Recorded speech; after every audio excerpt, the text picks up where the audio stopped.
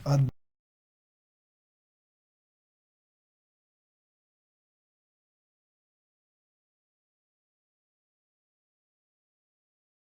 17 लिंग तथा पाठ्यक्रम। मुख्य बिंदु। विषय प्रवेश। पाठ्यक्रम का अर्थ एवं परिभाषा। पाठ्यक्रम के उद्देश्य। पाठ्यक्रम में प्रबंधन के क्षेत्र। पाठ्यक्रम की आवश्यकता तथा महत्व। पाठ्यक्रम निर्माण के आधार एवं सिद्धांत। लिंग तथा पाठ्यक्रम। लैंगिक प्रश्न तथा पाठ्यक्रम। स्वतंत्रता के पश्चात पाठ्यक्रम निर्माण में लिंग की भूमिका। एक विश्लेषण। पाठ्य पुस्तक, विषय वस्तु तथा लिंग। निष्कर्ष। अब आते हैं विषय प्रवेश पे। शिक्षा को आजीवन सतत विकास की प्रक्रिया माना जाता है। शिक्षा के द्वारा मनुष्य अपने जीवन के विविध लक्ष्यों की पूर्ति करता है और लक्ष्यों के अनुरूप पूर्ति हेतु पाठ्यक्रम का निर्माण किया जाता है। लक्ष्य जिस प्रकार के होंगे, पाठ्यक्रम भी उसी प्रकार का होगा। पाठ्यक्रम के द्वारा ही औपचारिक शिक्षा की समग्र गतिविधियों का संचालन किया जाता है। प्रत्यक्ष तथा अप्रत्यक्ष रूप से समाज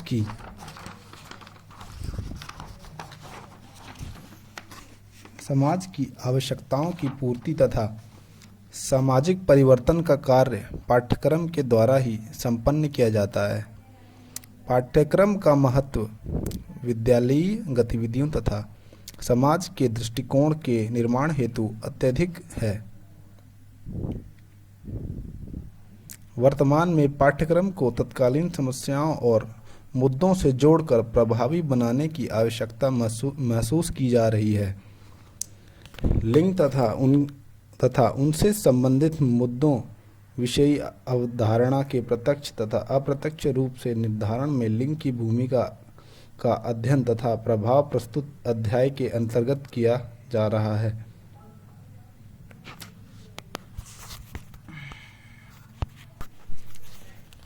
पाठ्यक्रम का अर्थ एवं परिभाषा। पाठ्यक्रम शब्द के अर्थ और परिभाषा को निम्न प्रकार से स्पष्ट किया जाता है। पहला है शाब्दिक अर्थ, दूसरा संकुचित अर्थ, तीसरा परिभाषीय अर्थ और चौथा व्यापक अर्थ। पहला शाब्दिक अर्थ। पाठ्यचर्या के लिए अंग्रेजी में करिकुलम शब्द का प्रयोग किया जाता है, जो लैटिन के क्यूरेरे से निष्पन्न है, जिसका अर्थ है दौड़ का मैदान। इस प्रकार शाब्दिक अर्थ में पाठ्यक्रम से तात्पर्य वह दौड़ का मैदान है जिसमें विद्यार्थी को विभिन्न अवस्थाओं को पार करते हुए किसी लक्ष्य तक पहुंचना होता है। दूसरा संकुचित अर्थ। पाठ्यक्रम का संकुचित अर्थ केवल कोर्स मात्र से है, जिसके द्वारा विद्यालय में पठन पाठन का कार्य संचालित किया जाता है। तीसरा परिभाषीय अर्थ। पाठ्यक्रम की विद्वानों के अनुसार परिभाषाएं निम्न प्रकार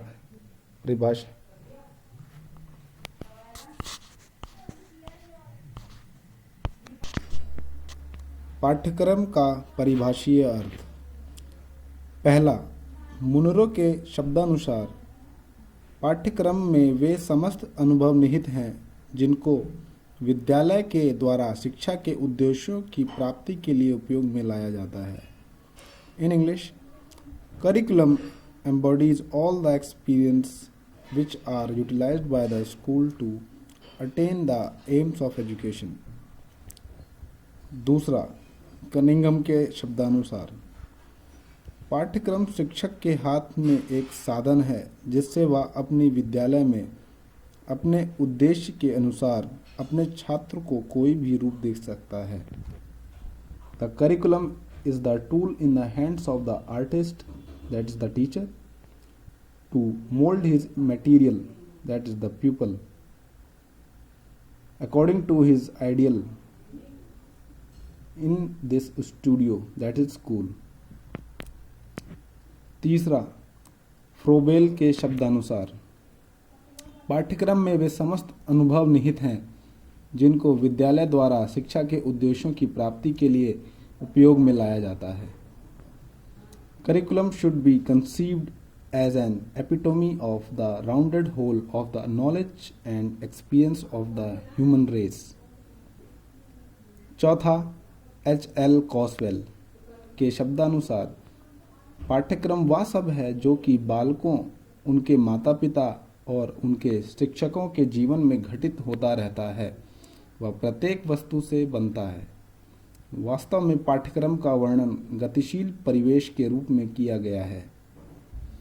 The curriculum is all that goes on in the lives of the children, their parents, and their teachers. The curriculum is made up of everything that surrounds the learner in all his working hours. In fact, the curriculum has described as the environment in motion. पांचवा, संयुक्त राष्ट्र America में शिक्षा के अध्ययन के राष्ट्रीय समाज की 19वीं वार्षिक रिपोर्ट के अनुसार, पाठ्यक्रम की परिभाषा पाठ्य विषय, क्रियाओं और अनुभव की समग्रता के रूप में की जा सकती है जो कि किसी शिक्षार्थी के विद्यालय जीवन का निर्माण करता है. The curriculum may be defined as the totality of subject matter, activities and experiences which constructs pupils' school life. छठा, H.H. हॉर्नी के शब्दों में, पाठ्यक्रम वह है जो कि शिष्य को सिखाया जाता है. उसमें केवल सीखने और शांत अध्ययन की क्रियाओं से कहीं अधिक सम्मिलित है. उसमें व्यवसाय, उत्पादन, संप्राप्ति, अभ्यास, क्रिया सम्मिलित है. The curriculum is that which the pupil is taught. It involves more than the act of learning and quiet study. It involves occupations, production, achievements, exercise, activity. सातवां, बैंड तथा क्रोनबर्ग के अनुसार, पाठ्यक्रम के अंतर्गत छात्रों के लिए प्रस्तुत की गई विद्यालयी वातावरण की वह समस्त सामग्री आती है जिसमें सारी पाठ्य पुस्तकें, क्रियाएं, समस्त अध्ययन एवं संपर्क आदि संलग्न है. आठवां, ब्रूबेकर के शब्दानुसार, पाठ्यक्रम एक ऐसा क्रम है जो किसी व्यक्ति को गंतव्य स्थान पर पहुंचाने के लिए तय करना पड़ता है. रडियार्ड तथा हेनरी के शब्दों में, विस्तृत अर्थ में पाठ्यक्रम के अंतर्गत समस्त विद्यालय का वातावरण आता है जिसमें विद्यालय में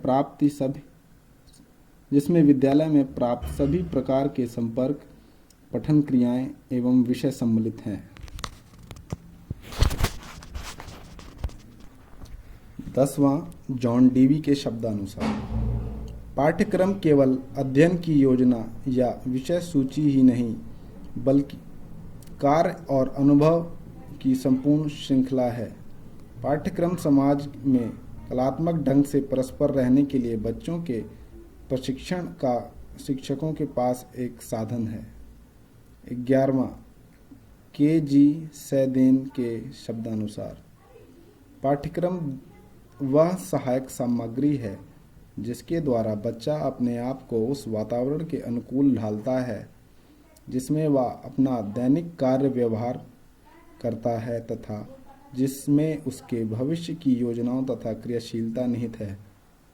12वां, माध्यमिक शिक्षा आयोग के अनुसार, पाठ्यक्रम का अर्थ केवल उन सैद्धांतिक विषयों से नहीं है जो विद्यालय में परंपरागत रूप से पढ़ाए जाते हैं, वरन इसमें अनुभवों की वह समग्रता भी सम्मिलित होती है जिसको छात्र विद्यालय की उन बहुमुखी क्रियाओं से प्राप्त करता है जो कक्षा, पुस्तकालय, कर्मशाला, प्रयोगशाला और खेल के मैदानों में तथा शिक्षकों एवं छात्रों के अगणित अनौपचारिक संदर्भों से प्राप्त होती है। इस प्रकार विद्यालय का संपूर्ण जीवन पाठ्यक्रम हो जाता है, जो छात्रों के जीवन के सभी पक्षों को प्रभावित कर सकता है और उनके संतुलित व्यक्तित्व के विकास में सहायता देता है। Curriculum does not mean only the academic subjects traditionally taught in the school, but it includes the totality of experiences that a pupil receives through the manifold activities that goes on in the school, in the classrooms, library, laboratory, workshop, playground, and in the numerous informal contacts between teachers and pupils. In this sense, the whole life of school becomes the curriculum, which touch the life of the students at all points and help in the evolution of a balanced personality.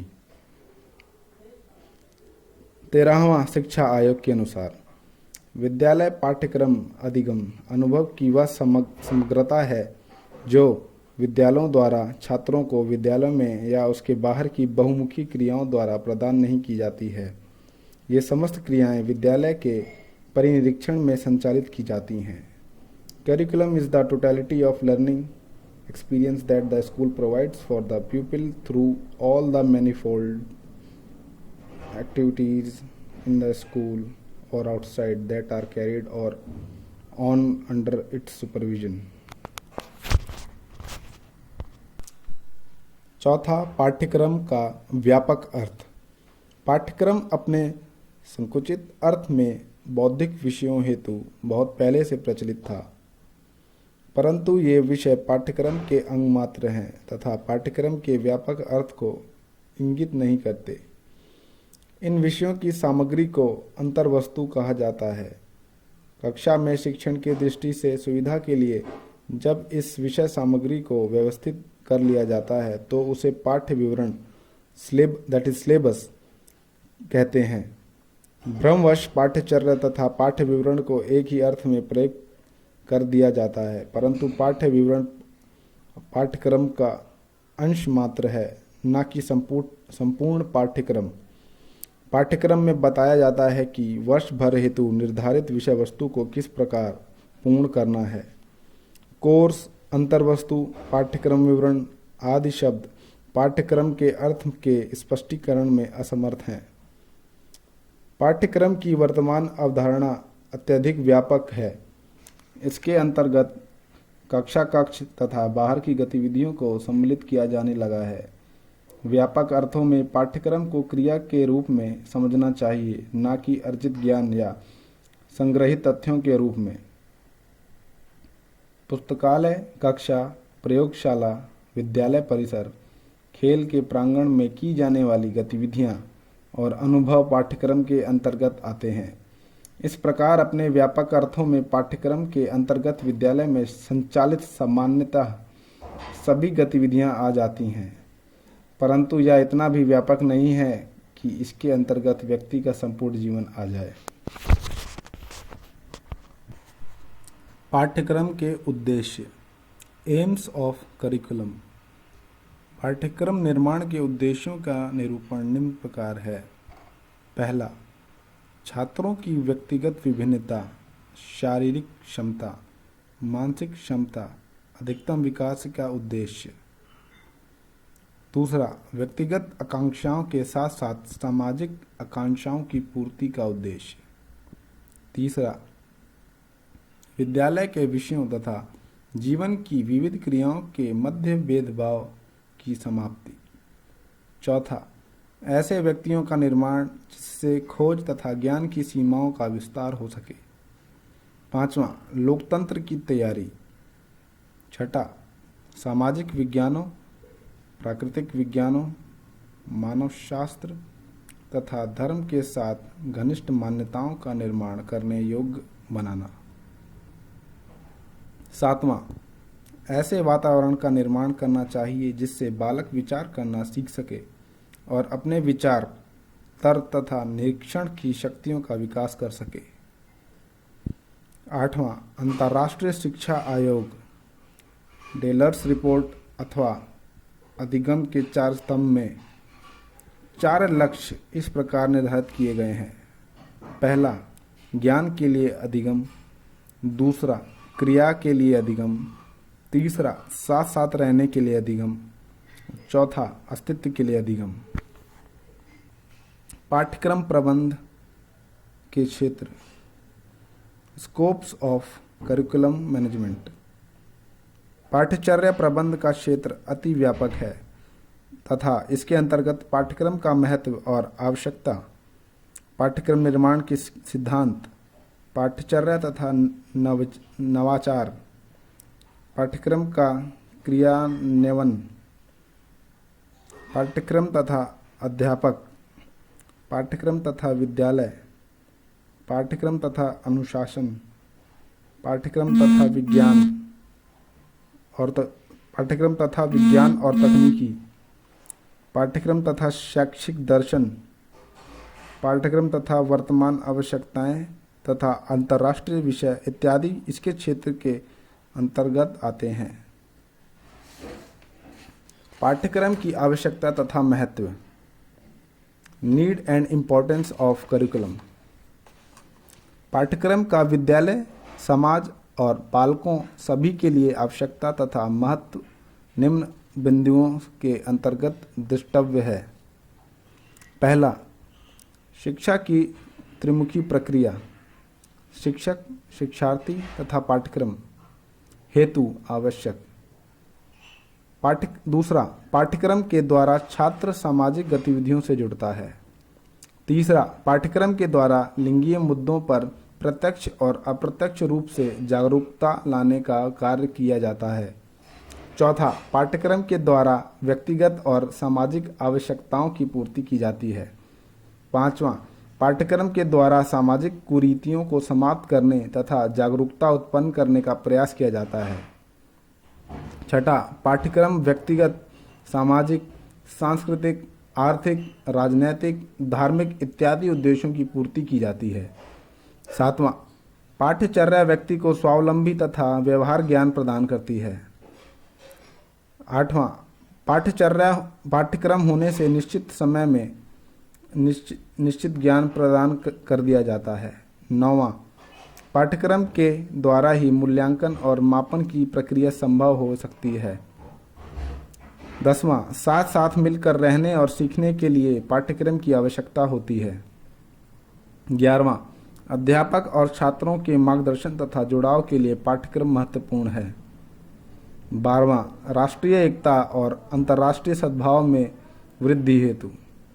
13वां, शिक्षा को सुउद्देश्यपूर्ण बनाने हेतु महत्वपूर्ण। 14वां, अनुशासन तथा विद्यालय वातावरण के समुचित संचालन हेतु आवश्यक। 15वां, पाठ्य सहगामी क्रियाओं हेतु महत्वपूर्ण। 16वां, छात्रों के सर्वांगीण विकास हेतु आवश्यक। 17वां, बालक बालिकाओं में अभेदपूर्ण व्यवहार के लिए पाठ्यक्रम की आवश्यकता अत्यधिक है। 18वां, पाठ्यक्रम यदि ना हो तो संपूर्ण शिक्षा पतवार विहीन नौका के समान हो जाएगी। 19वां, पाठ्यक्रम के बिना औपचारिक शिक्षा संभव नहीं है। 20वां, पाठ्यक्रम की आवश्यकता तथा महत्व क्रिया हेतु भी हैं। पाठ्यक्रम निर्माण के आधार एवं सिद्धांत, basis and principles of curriculum framework. पाठ्यक्रम का निर्माण करते समय कुछ आधारभूत तत्वों का ध्यान रखा जाता है जो अग्र प्रकार हैं। पाठ्यक्रम के आधार, पहला दार्शनिक आधार, दूसरा मनोवैज्ञानिक आधार, तीसरा सामाजिक आधार, चौथा तकनीकी तथा मनोवैज्ञानिक आधार। पहला दार्शनिक आधार। पाठ्यक्रम निर्माण में आधार का कार्य दर्शन करता है, क्योंकि दर्शन उन प्रश्नों के उत्तर प्रदान करता है जो विज्ञानादि से परे हैं। दर्शन जिज्ञासा, अमूर्त विषयों और अनसुलझे प्रश्नों के उत्तर प्रदान करता है। प्राचीन भारतीय दर्शन को निम्न प्रकार देखा जा सकता है। भारतीय दर्शन। भारतीय दर्शन के दो प्रकार, आस्तिक दर्शन, नास्तिक दर्शन। आस्तिक दर्शन में पहला न्याय दर्शन, दूसरा योग दर्शन, तीसरा मीमांसा दर्शन, चौथा वैशेषिक दर्शन, पांचवा सांख्य दर्शन। नास्तिक दर्शन में पहला जैन दर्शन, दूसरा बौद्ध दर्शन, तीसरा चार्वाक दर्शन।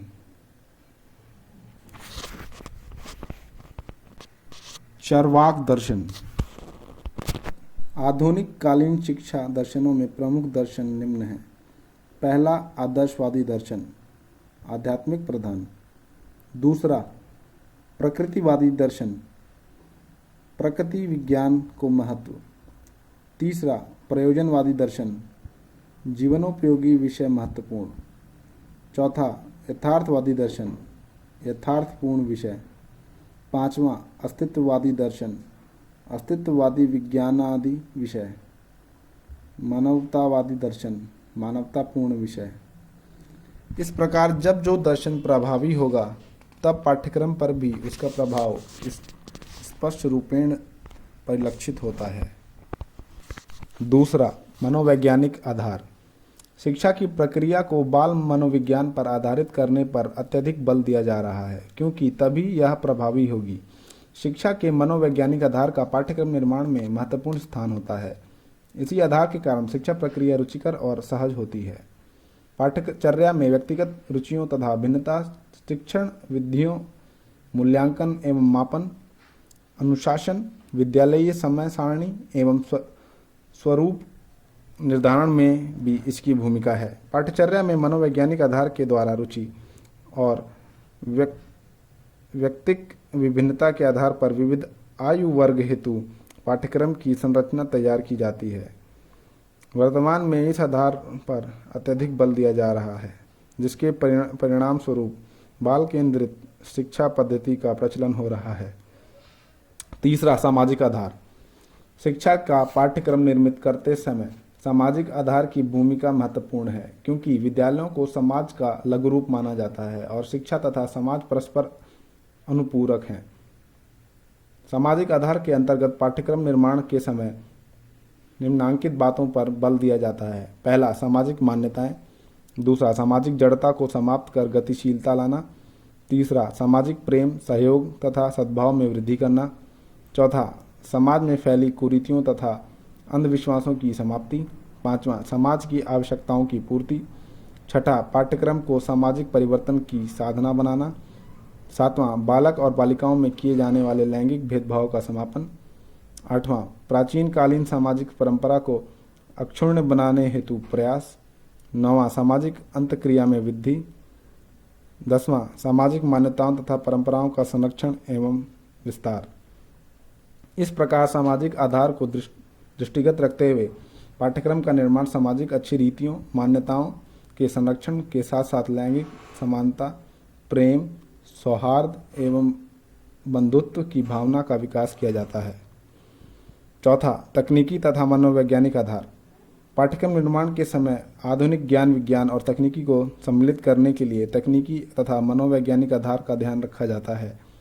इसके अंतर्गत देश की आर्थिक प्रगति, सामाजिक गतिशीलता एवं परिवर्तन, अंधविश्वासों तथा कुरीतियों की समाप्ति के लिए तकनीकी तथा विज्ञान को आधार बनाकर पाठ्यक्रम निर्माण किया जाता है। सिद्धांत, प्रिंसिपल्स। पाठ्यक्रम के उपयुक्त आधारों के अतिरिक्त पाठ्यक्रम को जिनोपयोगी, समाज के लिए उपयोगी, राष्ट्र एवं राजनीतिक आकांक्षाओं की पूर्ति होगी। एक आदर्श पाठ्यचर्या के निर्माण में अग्रांकित सिद्धांतों का पालन किया जाना चाहिए। पहला उपयोगिता का सिद्धांत, दूसरा सृजनात्मकता का सिद्धांत, तीसरा सात्यता का सिद्धांत,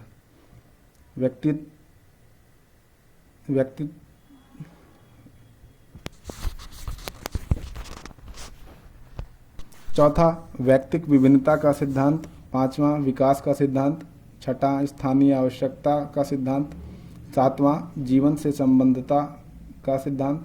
8वां विविधता तथा लचीलेपन का सिद्धांत। 9वां क्रियाशीलता का सिद्धांत। 10वां बाल केंद्रितता का सिद्धांत।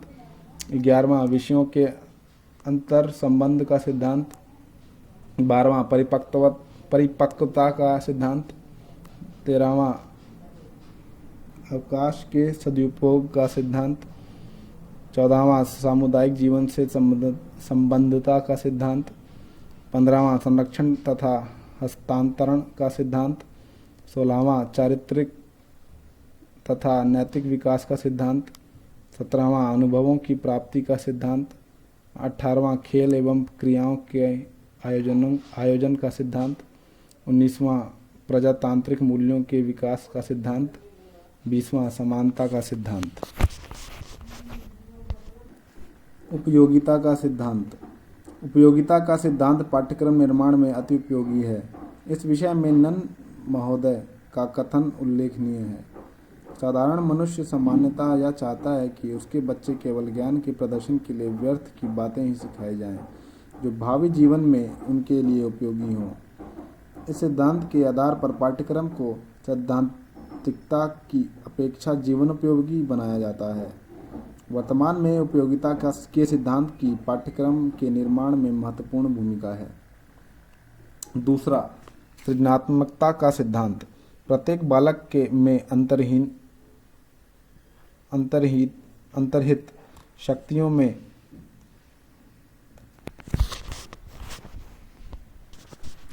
सृजनात्मकता का सिद्धांत। प्रत्येक बालक के अंतर्निहित शक्तियों में सृजनात्मक शक्तियाँ भी निहित होती हैं और इस सिद्धांत के द्वारा बालकों की सृजनात्मक शक्तियों को बाहर निकालने का कार्य किया जाता है। रेमांड महोदय के शब्दों में, यदि बच्चे को आरंभ में ही सुविधाएं न जुटाई जाएंगी तो हो सकता है कि उसकी बौद्धिक रुचियां सदा के लिए विलुप्त हो जाएंगी। इस सिद्धांत का महत्व वर्तमान में पाठ्यक्रम निर्माण में स्पष्ट रूप से दिखता है। तीसरा, सातत्यता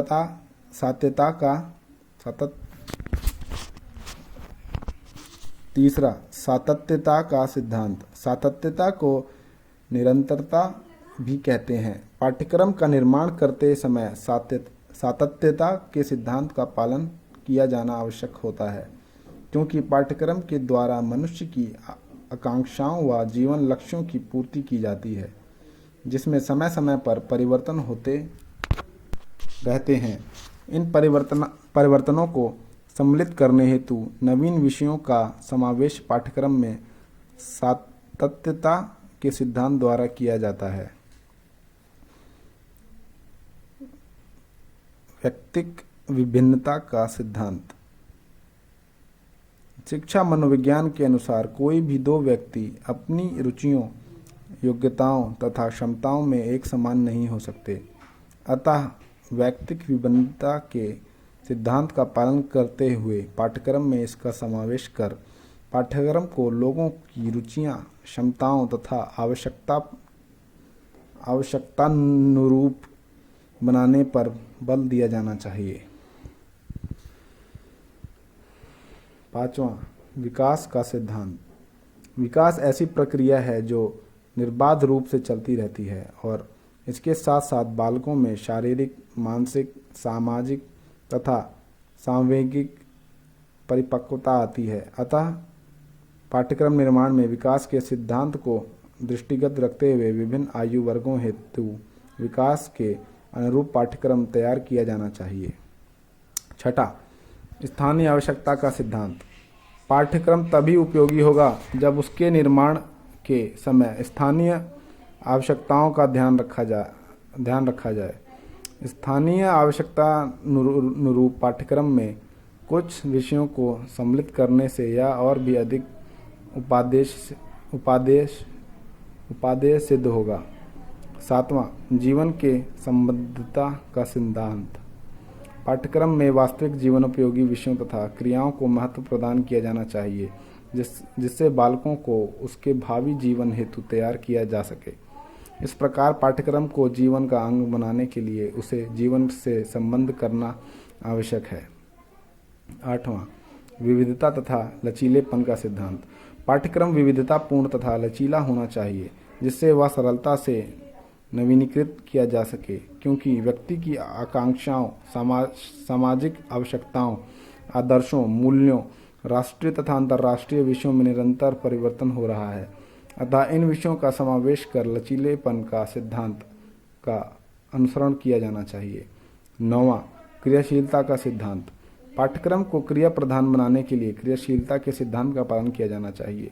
करके सीखना, लर्निंग बाय डूइंग, तथा क्रिया के लिए अधिगम, लर्निंग टू डू, के द्वारा शिक्षा देने के लिए पाठ्यक्रम को क्रिया प्रधान बनाया जाना चाहिए, जिससे प्राप्त ज्ञान को वास्तविक जीवन में प्रयुक्त किया जा सके। 10वां, बाल केंद्रितता का सिद्धांत। वर्तमान में बाल केंद्रित शिक्षा पर अत्यधिक बल दिया जा रहा है। बाल केंद्रितता के सिद्धांत के द्वारा बालकों की रुचियों, योग्यताओं, क्षमताओं के विकास पर ध्यान केंद्रित किया जाता है। बाल केंद्रित पाठ्यक्रम के द्वारा ही बालकों की समग्र शक्तियों का विकास हो सकता है। 11वां, विषयों के अंतर्संबंध का सिद्धांत। स्वतंत्र रूप में पाठ्यक्रम में वर्षों से विभिन्न विषयों को अलग अलग करके पढ़ाया जा रहा है, परंतु वर्तमान में आवश्यकता इस बात की है कि विषयों के परस्पर संबंधित करके एक इकाई के रूप में पढ़ाया जाना चाहिए। इस प्रकार सभी विषयों को एक दूसरे से संबंधित करके पाठ्यक्रम में सम्मिलित किया जाना चाहिए। 12वां, परिपक्वता का सिद्धांत। बालकों में एक निश्चित आयु के पश्चात ही परिपक्वता आती है, अतः इस सिद्धांत के अनुसार विभिन्न आयु वाले बालकों को उनकी परिपक्वता के अनुरूप पाठ्यक्रम का अध्ययन कराया जाना चाहिए। छोटे बालकों को यदि परिपक्व बालक का पाठ्यक्रम पढ़ाया जाए तो शिक्षा के उद्देश्यों की प्राप्ति नहीं हो पाएगी और उसके मानसिक विकास की प्रतिकूल प्रभाव पड़ेगा। उसके मानसिक विकास पर प्रतिकूल प्रभाव पड़ेगा। अतः परिपक्वता के सिद्धांत का पालन पाठ्यक्रम निर्माण के समय किया जाना चाहिए।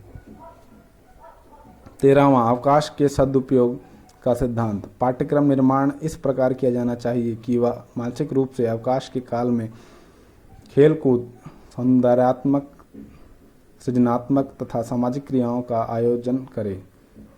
इससे मानसिक थकान से शांति मिलेगी और बालकों की सर्वांगीण क्षमताओं का विकास भी सुनिश्चित होगा।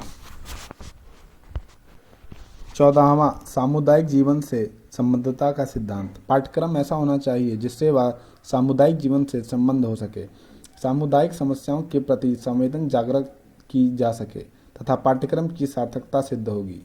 15वां, संरक्षण तथा हस्तांतरण का सिद्धांत। पाठ्यक्रम के द्वारा सांस्कृतिक संरक्षण तथा आने वाली पीढ़ी को उसके हस्तांतरण के सिद्धांत का पालन करते हुए सांस्कृतिक संरक्षण तथा हस्तांतरण की व्यवस्था सुनिश्चित की जानी चाहिए।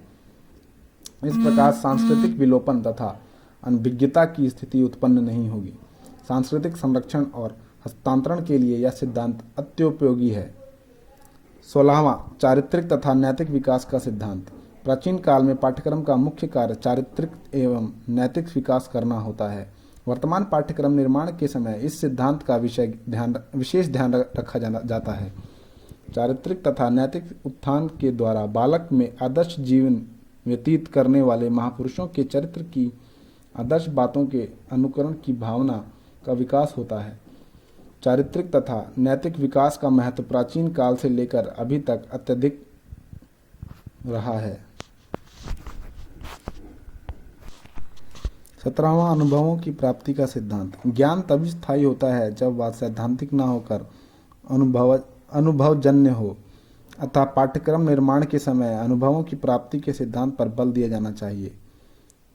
स्वानुभवों द्वारा ग्रहित ज्ञान अधिक स्थायी, व्यवहारिक तथा उपयोगी होता है। खेल एवं क्रियाओं के आयोजन का सिद्धांत। खेल की क्रियाओं का आयोजन सामान्यतः आनंद की प्राप्ति के लिए किया जाता है।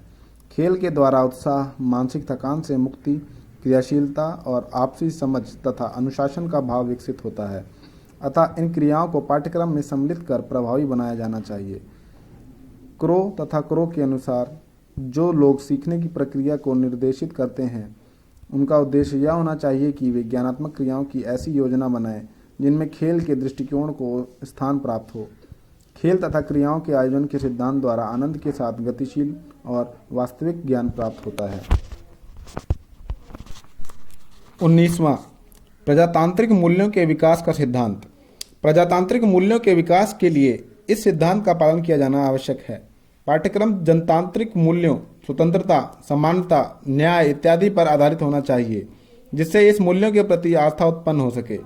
विद्यालय के कार्यक्रम में ऐसे होने चाहिए कि उनमें भाग लेकर शिक्षार्थी में उन व्यक्तिगत तथा सामाजिक गुणों का विकास हो सके, जिससे वे एक सफल नागरिक बन सकें। संसार के सभी प्रजातांत्रिक राज्यों में प्राथमिक, माध्यमिक तथा उच्च स्तरीय शिक्षा के पाठ्यक्रम का निर्धारण करते समय इन बातों का ध्यान अवश्य रखा जाना चाहिए। 20वां समानता का सिद्धांत। पाठ्यक्रम निर्माण में समानता के सिद्धांत का पालन किया जाना चाहिए। भारत ही नहीं, संपूर्ण विश्व में जाति, रंग, भाषा तथा लिंग आदि के आधार पर भेदभाव किया जाता है, जिसको समाप्त करने के लिए सभी के लिए एक समान पाठ्यक्रम और पाठ्यक्रम के द्वारा सभी को समानता के भाव को उत्पन्न करने का प्रयास इस सिद्धांत के द्वारा किया जाना चाहिए। पाठ्यक्रम के इस सिद्धांत के द्वारा लिंगीय भेदभाव को समाप्त किए जाने में सहायता प्राप्त की जा सकती है। लिंग तथा पाठ्यक्रम, जेंडर एंड करिकुलम। लिंग तथा पाठ्यक्रम, इसके अंतर्गत लिंग की पाठ्यक्रम निर्माण में भूमिका, लैंगिक प्रश्न तथा पाठ्यक्रम, लिंग की भूमिका पाठ्यपुस्तक में, अंतर्वर्गीय संबंध अन्य विषयों से, कक्षा कक्ष प्रक्रिया तथा शिक्षा शास्त्र के संदर्भ में अध्ययन किया जाएगा। पाठ्यक्रम रचना और उसके संगठन के कई उपभाग हैं जो निम्न प्रकार के हैं: बाल केंद्रित पाठ्यक्रम, विषय केंद्रित पाठ्यक्रम, अनुभव केंद्रित पाठ्यक्रम, कार्य केंद्रित पाठ्यक्रम, शिल्पकला केंद्रित पाठ्यक्रम, कोर पाठ्यक्रम, सहसंबंधित पाठ्यक्रम, विस्तृत क्षेत्र उपागम, सामाजिक समस्या उपागम। बाल केंद्रित पाठ्यक्रम। शिक्षा मनोविज्ञान ने बालकों को शिक्षा का केंद्र माना है। वर्तमान में बाल केंद्रित पाठ्यक्रम का यह सर्वाधिक महत्वपूर्ण आधार है। वर्तमान शिक्षण पद्धतियों में बालक केंद्रित शिक्षण पद्धतियों जैसे मोंटेसरी विधि, किंडरगार्टन विधि आदि हैं। इसको शिक्षार्थी या अध्येता प्रधान पाठ्यक्रम के नाम से भी जाना जाता है। इस प्रकार के पाठ्यक्रम में बालकों को, चाहे वे लड़के हों या लड़कियां, बिना किसी भेदभाव के उनकी रुचियों, क्षमताओं और आवश्यकताओं के अनुरूप पाठ्यक्रम तैयार किया जाता है। पाठ्यक्रम के इस उपागम के द्वारा विद्यालय अनुभवों को ऐसी विधियों के द्वारा सिखाया जाता है जिससे एक प्रभावी नागरिक समस्या समाधान तथा अपनी रुचि और आवश्यकताओं के अनुरूप उपयोग में लाकर अपने वर्तमान जीवन की आवश्यकताओं की पूर्ति करता है और भविष्य का सामना करने के लिए तैयार रहता है। बाल केंद्रित पाठ्यक्रम निर्माण से पूर्व विभिन्न अवस्थाओं में बालक और बालिकाओं को मनोविज्ञान बालिकाओं के मनोविज्ञान जिसमें उनकी रुचियां, आवश्यकताएं, व्यक्तित्व इत्यादि आते हैं, सम्मिलित होनी चाहिए। अतः इस हेतु बाल मनोविज्ञान का ज्ञान होना आवश्यक है। दूसरा, विषय केंद्रित पाठ्यक्रम। विषय केंद्रित पाठ्यक्रम में विषय की भूमिका केंद्र में होती है और यह उपागम पाठ्यक्रम केंद्रित होता है। इसमें विषय वस्तु की परिधि में अधिगम अनुभवों को संगठित किया जाता है। शिक्षण उद्देश्यों की प्राप्ति हेतु विषय वस्तु प्रधान उपागम महत्वपूर्ण होता है। भारतवर्ष में शिक्षा के विभिन्न स्तरों पर इसी प्रकार के पाठ्यक्रम का प्रचलन है। शिक्षा के विभिन्न स्तरों पर इसी प्रकार का पाठ्यक्रम दिखाई पड़ता है। यहाँ इसका यह लाभ है कि क्या पढ़ाया जाए, कितना पढ़ाया जाए। इस प्रकार यह शिक्षक और शिक्षार्थी दोनों के लिए महत्वपूर्ण है। पाठ्यक्रम केंद्रित पाठ्यक्रम में सभी प्रकार की असमानता, सामाजिक मुद्दों इत्यादि पर सोच समझकर पाठ्यक्रम की विषय वस्तु का निर्धारण किया जाता है और किस स्तर तथा निश्चित समयावधि हेतु कितना पाठ्यक्रम रखा जाए इत्यादि का निर्धारण किया जाता है। इस प्रकार के पाठ्यक्रम के कुछ दोष जैसे सीमित ज्ञान इत्यादि माने जाते हैं, फिर भी इस उपागम का प्रचलन अत्यधिक है।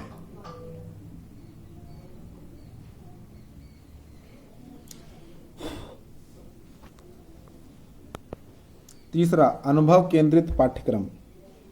पाठ्यक्रम निर्धारण में शिक्षार्थियों के अनुभव को आधार बनाया जाना चाहिए। नन के अनुसार पाठ्यक्रम में समस्त मानव जाति के अनुभव सम्मिलित किए जाने चाहिए, क्योंकि जीवन में सफलता के लिए इन अनुभवों का अत्यधिक महत्व है। जॉन डीवी ने ऐसा पाठ्यक्रम बनाने की राय दी है जिससे विशेष स्तर पर शिक्षार्थी को सर्वांगीण अनुभव प्राप्त हो सके। यह अनुभव विभिन्न विषयों के अध्ययन तथा भिन्न भिन्न क्रियाओं में भाग लेने से होता है। इस प्रकार अनुभव केंद्रित पाठ्यक्रम में पाठ्यक्रमेतर कार्यक्रमों को विशेष महत्व दिया जाता है। पाठ्यक्रम से मिलने वाला अनुभव जितना ही अधिक व्यापक और सर्वांगीण होगा, शिक्षार्थी को उतना ही अधिक लाभ होगा। चौथा, कार्य केंद्रित पाठ्यक्रम। डीवी ने तथा अन्य व्यवहारवादियों शिक्षा शास्त्रियों ने विविध स्तरों पर बालक की शिक्षा में कुछ क्रियाओं का आयोजन किया है जिनसे बालकों के व्यक्तित्व का विकास हो। कार्य केंद्रित पाठ्यक्रम के द्वारा बालक सामाजिक क्रियाओं के संपादन में दक्षता प्राप्त करता है और एक सफल जीवन व्यतीत करता है। इस प्रकार के पाठ्यक्रम में कार्य की प्रमुखता रहती है, परंतु इसके साथ कुछ पुस्तकीय ज्ञान भी प्रदान किया जाना चाहिए। पांचवा, शिल्पकला केंद्रित पाठ्यक्रम। इस प्रकार के पाठ्यक्रम में आधार स्वरूप किसी शिल्पकला को स्थान प्रदान किया जाता है और उसी से संलग्न करके सभी विषयों का अध्ययन कराया जाता है। वर्धा शिक्षा सम्मेलन 1936 में महात्मा गांधी ने बुनियादी शिल्प केंद्रित शिक्षा योजना, बुनियादी शिक्षा, नई तालीम की रूपरेखा प्रस्तुत की, जिसमें बुनाई, कटाई इत्यादि शिल्पों के द्वारा भूगोल, गणित तथा अर्थशास्त्र आदि विषयों का अध्ययन कराया जाता था। शिल्पकला केंद्रित पाठ्यक्रम वर्तमान में निर्धनता और बेरोजगारी की समस्या से निपटने में सहायक है, क्योंकि लाखों करोड़ों लोग बेरोजगार हैं। परंतु जब शिल्प द्वारा शिक्षा प्रदान की जाएगी तो वे कौशलों में प्रशिक्षित होकर अपनी आजीविका चला सकते हैं। कोर पाठ्यक्रम। कोर पाठ्यक्रम संयुक्त राज्य अमेरिका की देन है। इसमें कुछ अनिवार्य तथा वैकल्पिक विषय होते हैं जिनका बालक के जीवन में विशेष महत्व होता है। वे अनिवार्य तथा जो बालक की रुचियों पर आधारित होते हैं वे विषय वैकल्पिक माने जाते हैं। इस प्रकार के पाठ्यक्रम उपागम को भारतीय शिक्षा प्रणाली में शिक्षा के विभिन्न स्तरों पर अपनाया जा रहा है। इस प्रकार के पाठ्यक्रम में अनेक विषयों द्वारा एक ही प्रकार का ज्ञान दिया जाता है तथा विभिन्न विषयों को अलग अलग ना पढ़ाकर एक साथ पढ़ाया जाता है। इसमें किसी भी विषय के लिए समय निश्चित नहीं होता और विषयों का चुनाव बालक को केंद्रीय बनाकर किया जाता है। इसमें विभिन्न प्रकार के कार्यों द्वारा बालकों को वर्तमान तथा भावी सामाजिक समस्याओं को सुलझाने हेतु प्रशिक्षण दिया जाता है। परिणामतः वे अपनी समस्याओं को सुलझाने में सफलता प्राप्त करते हैं और आगे चलकर समाज के उत्तरदायी सदस्य बनते हैं। कोर पाठ्यक्रम की उपयोगिता व्यक्ति तथा समाज दोनों के लिए उपयोगी है। सातवां, सह संबंधित पाठ्यक्रम, को रिलेटिव करिकुलम। पाठ्यक्रम में विभिन्न विषयों को सहसंबंधित अर्थात अंतर्वर्गीय करके पढ़ाया जाता है। इस उपागम की वर्तमान में आवश्यकता पर अत्यधिक बल दिया जा रहा है, क्योंकि सभी विषय अलग अलग न होकर परस्पर संबंधित कर एक इकाई के रूप में पढ़ाए जाने चाहिए। इस उपागम के द्वारा ज्ञान की एकता बनी रहती है और शिक्षार्थी को विभिन्न विषयों के ज्ञान को परस्पर समन्वित करने में आसानी होती है। इससे वास्तविक जीवन की समस्याओं को अधिक सफलतापूर्वक सुलझाया जा सकता है, क्योंकि प्रत्येक समस्या के विभिन्न पहलुओं को समझने के लिए विभिन्न विषयों के ज्ञान की आवश्यकता पड़ती है। पाठ्यक्रम को अंतःसंबंधित होना शिक्षार्थियों के व्यक्तित्व के विकास के लिए अत्यधिक उपयुक्त है। इसे आदर्श पाठ्यक्रम की एक विशिष्ट अथवा पाठ्यक्रम निर्धारण का सर्वाधिक महत्वपूर्ण सिद्धांत कहना उपयुक्त होगा। आठवां, विस्तृत क्षेत्र उपागम, वाइड स्कोप अप्रोच। यह उपागम पारंपरिक विषय डिजाइन का परिवर्तित रूप है। यह उपागम अध्ययन के संपूर्ण क्षेत्र से संबंध ज्ञान बोध को एक व्यापक विषय वस्तु संगठन में लाने का प्रयास करता है। विस्तृत क्षेत्र उपागम में समान विषयों की विषय वस्तु को समाकलित करने का प्रयास किया जाता है।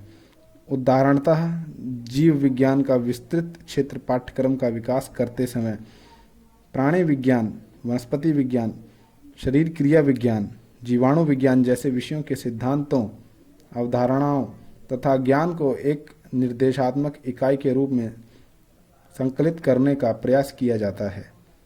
विस्तृत उपागम ज्ञान को सहसंबंध और समाकलित करने का प्रयास करता है, जिससे संबंधित तथा अंतः संबंधित पाठ्यक्रम के रूप में वर्णित भी किया जा चुका है।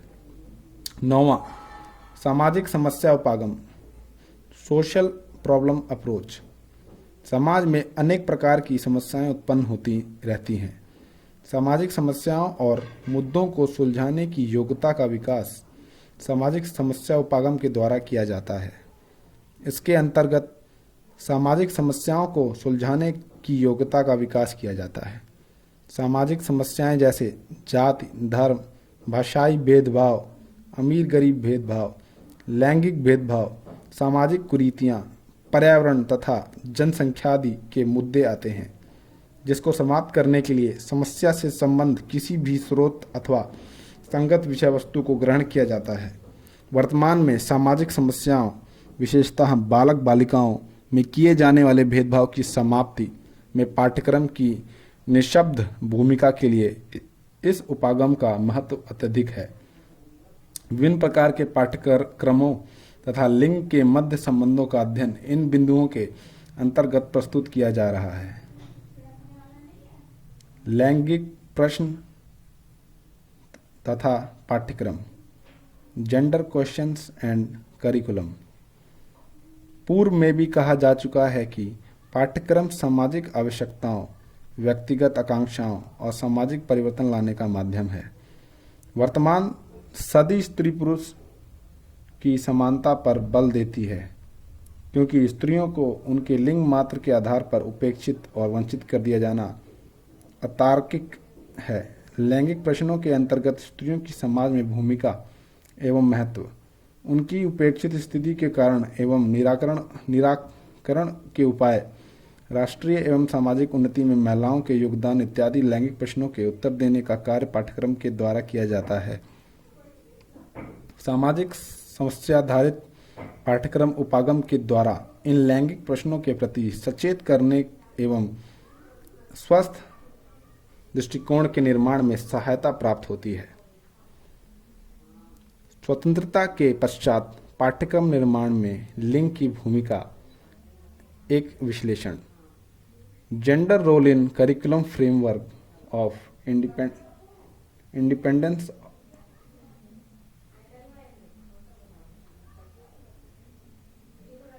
स्वतंत्रता के पश्चात भारत में लोकतंत्र की स्थापना की गई और लोकतंत्र में सभी को समानता, न्याय तथा स्वतंत्रता बिना किसी भेदभाव के प्राप्त होती है। भारतीय समाज पुरुष प्रधान समाज माना जाता है और शिक्षा में भी पुरुषों की प्रधानता थी, जिसे समाप्त करने का प्रयास किया गया। पाठ्यक्रम निर्माण के समय उपयोगिता, क्रिया, लचीलेपन तथा रुचि आदि सिद्धांतों के द्वारा पाठ्यक्रम को बालक बालिकाओं दोनों के लिए समान रूप से उपयोगी बनाने, दोनों को ही रुचियों को तृप्त करने वाले पाठ्यक्रम की रूपरेखा बनाने पर बल दिया गया। पाठ्यक्रम निर्माण में लिंग की भूमिका अत्यधिक महत्वपूर्ण है और शिक्षा मनोविज्ञान में जिस प्रकार प्रगति हो रही है, उसी के साथ साथ पाठ्यक्रम में बालिकाओं की रुचियों के विषय के समावेश पर बल दिया जा रहा है। व्यक्तिगत विभिन्नता के सिद्धांत द्वारा पाठ्यक्रम में किसी भी प्रकार के लैंगिक भेदभाव नहीं किया जाता है। स्वतंत्रता के पश्चात राधाकृष्णन आयोग 1948 से 1949 का में गठन किया गया। इसे विश्वविद्यालय शिक्षा आयोग के नाम से भी जाना जाता है। आयोग ने पाठ्यक्रम को बालक बालिकाओं दोनों के लिए उपयोगी बनाने हेतु सुझाव इस प्रकार दिए, जैसे स्वतंत्र चिंतन, रचनात्मक विचार तथा समीक्षात्मक आकलन के लिए तैयारी। पाठ्यक्रम लचीला होना चाहिए एवं गृह विज्ञान के अध्ययन की सुविधा बालिकाओं हेतु माध्यमिक स्तर पर होनी चाहिए। महिलाओं की शिक्षा को आयोग ने महत्वपूर्ण मानते हुए पाठ्यक्रम के चयन में उनकी रुचियों, आवश्यकताओं तथा अभिरुचियों को महत्व प्रदान किया। महिलाओं को समाज तथा राष्ट्र से संबंधित अपने अधिकारों तथा कर्तव्यों की जानकारी पर आयोग ने बल दिया। 1952 से 53 में ए लक्ष्मण स्वामी मुदालियर की अध्यक्षता में माध्यमिक शिक्षा आयोग, जिसे मुदालियर शिक्षा आयोग भी कहते हैं, का गठन किया गया, जिसमें सभी विषयों को सहसंबंधित करके जीवन केंद्रित, समुदाय केंद्रित, अनुभव केंद्रित, विविधतापूर्ण तथा लचीले पाठ्यक्रम का सुझाव दिया गया और बालिकाओं के लिए गृह विज्ञान विषय के अध्ययन की अनिवार्यता का सुझाव दिया गया। शिक्षा आयोग, जिसे कोठारी आयोग 1964 से 66 के नाम से भी जाना जाता है, इसमें शैक्षिक अवसरों की समानता पर बल देते हुए नारियों की शिक्षा में वृद्धि हेतु प्रौढ़ शिक्षा, व्यावसायिक प्रशिक्षण, नारी तथा पुरुष की शिक्षा में अंतर को शीघ्र समाप्त करने तथा राज्य और केंद्रीय स्तर पर लड़कियों की शिक्षा की देखरेख के लिए विशेष व्यवस्था होनी चाहिए। राष्ट्रीय शिक्षा नीति 1968 तथा 1979 में समन्वित विद्यालय प्रणाली, पड़ोसी विद्यालय, प्रौढ़ शिक्षा, शैक्षिक स्वतंत्रता इत्यादि पर बल दिया गया। राष्ट्रीय शिक्षा नीति 1988 में महिलाओं की शिक्षा में समानता पर बल दिया गया तथा विभिन्न स्तरों पर व्यावसायिक तकनीकी सहभागिता तथा वृत्तिक विषयों में लिंग की रूढ़िबद्ध धारणा को समाप्त करने पर बल दिया गया। राष्ट्रीय शिक्षा की संशोधित कार्य योजना POA 1992 में नारी समानता पर बल दिया गया तथा उनकी रुचियों तथा उपयोगितापूर्ण पाठ्यक्रम पर बल दिया गया।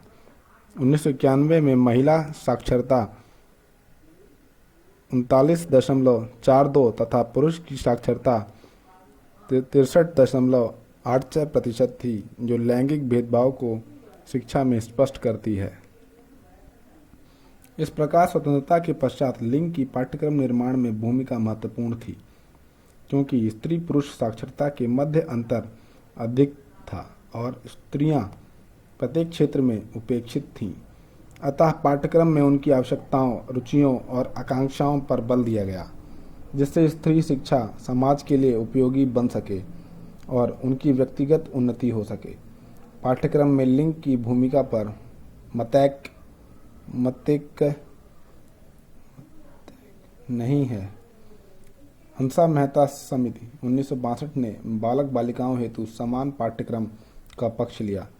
समिति के अनुसार जनतंत्रीय एवं समाजवादी समाज में शिक्षा का संबंध व्यक्तिगत क्षमताओं, अभिरुचियों एवं रुचियों से होना चाहिए, जिनका लिंग से कोई संबंध नहीं है। अतः ऐसे समाज में लिंग के आधार पर पाठ्यक्रमों में अंतर करने की आवश्यकता नहीं। कोठारी आयोग ने पाठ्यक्रम में लिंग की भूमिका के विषय में अपने विचार इन शब्दों में व्यक्त किए। हम हंसा मेहता के संस्तुतियों से सहमति व्यक्त करते हुए इन संस्तुतियों से सहमत हैं। यही कारण है कि हमने कक्षा 10 के अंत तक छात्रों के लिए समान पाठ्यक्रम का प्रस्ताव किया है। डॉक्टर राजेंद्र प्रसाद, भूतपूर्व राष्ट्रपति, ने बालिकाओं के लिए पृथक पाठ्यक्रम की आवश्यकता के विषय में अपने विचार इन शब्दों में व्यक्त किए। प्रकृति और ईश्वर ने मानव जाति को स्थिर रखने का भार स्त्री पर रखा है और मनुष्य का सृजन पुरुष नहीं अपितु स्त्रियां ही कर सकती हैं। इस गौरवपूर्ण तथा विशिष्ट दायित्व को स्त्रियों और समाज को समझ लेना चाहिए और चाहे जो भी शिक्षा प्रणाली हो उसमें इसकी गरिमा या अनिवार्यता को ध्यान में रखना चाहिए। महात्मा गांधी ने लिंग के अनुसार बालक और बालिकाओं हेतु पृथक पाठ्यक्रम की स्थापना के विषय में इन शब्दों में अपने विचार व्यक्त किए। जबकि आधार रूप में पुरुष एवं स्त्री दोनों समान हैं, यह भी बिल्कुल सत्य है कि शरीर की बनावट में दोनों में महान भेद है। अतः दोनों के कर्तव्य भी भिन्न होने चाहिए। अतः पुरुषों एवं स्त्रियों की शिक्षा में उसी प्रकार का अंतर किया जाना आवश्यक है, जैसा कि स्वयं प्रकृति माता ने उनमें किया है। स्त्री तथा पुरुष शारीरिक संरचना में नहीं, अपनी रुचियों, कर्तव्यों तथा संवेदना और रचनात्मकता में भी एक दूसरे से अलग अलग हैं। अतः पाठ्यक्रम में स्त्रियों की रुचियों और आवश्यकताओं का ध्यान दिया जाना चाहिए, जिससे पाठ्यक्रम मनोवैज्ञानिक और प्रभावी बन सके तथा स्त्री शिक्षा में वृद्धि की जा सके।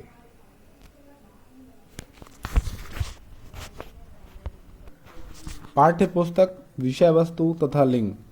Text book, subject matter and gender.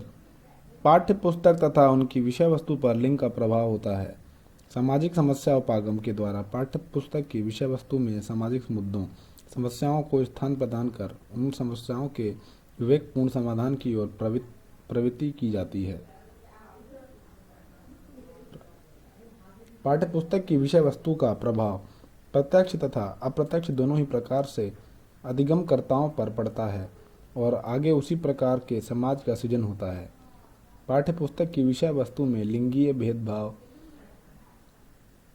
सामाजिक कुरीतियों, विशेषता स्त्री विषयी कुरीतियों, डायन बिसाही, पर्दा प्रथा, बाल विवाह, दहेज प्रथा आदि के विषय में अवगत कराकर उनकी समाप्ति के लिए प्रेरित करना चाहिए। पाठ्य पुस्तक में महिलाओं के कर्तव्यों, विभिन्न क्षेत्रों में उनके महत्व तथा भागीदारी से संबंधित विषय वस्तु तथा आवश्यकतानुरूप चित्रों का संकलन किया जाना चाहिए, जिससे लैंगिक भेदभावों में न्यूनता आए। पाठ्यक्रम संरचना में लैंगिक भेदभावों को कम करने के लिए व्यक्तिगत विभिन्नता के सिद्धांत का पालन किया जाता है। इसके अनुसार बालकों तथा बालिकाओं के लिए पृथक पृथक पाठ्यक्रम की रूपरेखा तय की जाती है अतः संबंधित तथा सहसंबंधित पाठ्यक्रम प्रणाली के द्वारा सभी विषयों को परस्पर संबंध करके पढ़ाया जाता है, जिससे विद्यार्थी की रुचियों तथा आवश्यकताओं की पूर्ति की जाती है। अनिवार्य और वैकल्पिक विषयों के रूप में की जाती है। पाठ्यक्रम के विषयों को अंतः संबंधित करके पढ़ाए जाने से बालिकाओं को उनकी रुचि के साथ साथ आवश्यकता की पूर्ति करने वाले विषयों का अध्ययन भी कराया जाता है। कक्षा प्रक्रिया में लैंगिक समानता के लिए कक्षा व्यवस्थापन, प्रश्नों की प्रभावशीलता तथा विभिन्न शिक्षण विषयों के अध्यापन पर भी ध्यान दिया जाना चाहिए। कक्षा प्रक्रिया के अंतर्गत लिंगीय समानता हेतु बालक और बालिकाओं को समान महत्व दिया जाता है। सभी से समान प्रश्न पूछे जाते हैं। स्वानुशासन की पद्धति का विकास किया जाता है। अभद्र व्यवहार, भाषा तथा आचरण को स्थान प्रदान नहीं किया जाता। सभी शिक्षण विषयों को बिना किसी भेदभाव के अध्ययन कराया जाता है, जिससे लिंगीय मुद्दों के प्रति पाठ्यक्रम को और भी अधिक संवेदनशील बनाया जाता है। इस प्रकार पाठ्यक्रम की प्रभाविता हेतु लिंग की भूमिका महत्वपूर्ण होती है। समानता के अधिकार को जो संविधान के द्वारा प्रदान किया गया है वह तभी प्रभावी होगा जब पाठ्यक्रम में लैंगिक भेदभावों के प्रति व्यापक दृष्टिकोण का विकास होगा और उसके अध्यापन के प्रति व्यापक दृष्टिकोण का विकास किया जाना चाहिए। निष्कर्ष, कंक्लूजन। पाठ्यक्रम शिक्षा की त्रिमुखी प्रक्रिया, ट्राइपोलर प्रोसेस का अभिन्न अंग है। पाठ्यक्रम की विषय वस्तु देखकर ही किसी देश, समाज और व्यक्ति की आकांक्षाओं के विषय में जाना जा सकता है। भारतीय समाज में अनेक विसंगतियां व्याप्त हैं और इन विसंगतियों को समाप्त करने में शिक्षा सर्वाधिक प्रभावी अभिकरण है और शिक्षा भी यह कार्य पाठ्यक्रम के द्वारा संपन्न करती है। लैंगिक मुद्दों के विषय में जागरूकता लाने, व्यापक दृष्टिकोण का विकास करने में पाठ्यक्रम की भूमिका अत्यधिक प्रभावी हो सकती है। लैंगिक मुद्दों के साथ साथ सामाजिक, राष्ट्रीय तथा अंतर्राष्ट्रीय विषयों हेतु यदि निर्मित पाठ्यक्रम का समुचित प्रकार से क्रियान्वयन किया जाए, शिक्षकों का दृष्टिकोण व्यापक हो, विषयों को सहसंबंधित करके पढ़ाया जाना चाहिए, गतिशील तथा क्रिया प्रधान शिक्षण विधियों का प्रयोग किया जाए, पाठ्यक्रम के विभिन्न स्तरों पर दोषों का निराकरण करके पाठ्यक्रम को प्रभावी बनाया जाना चाहिए। अध्याय समाप्त।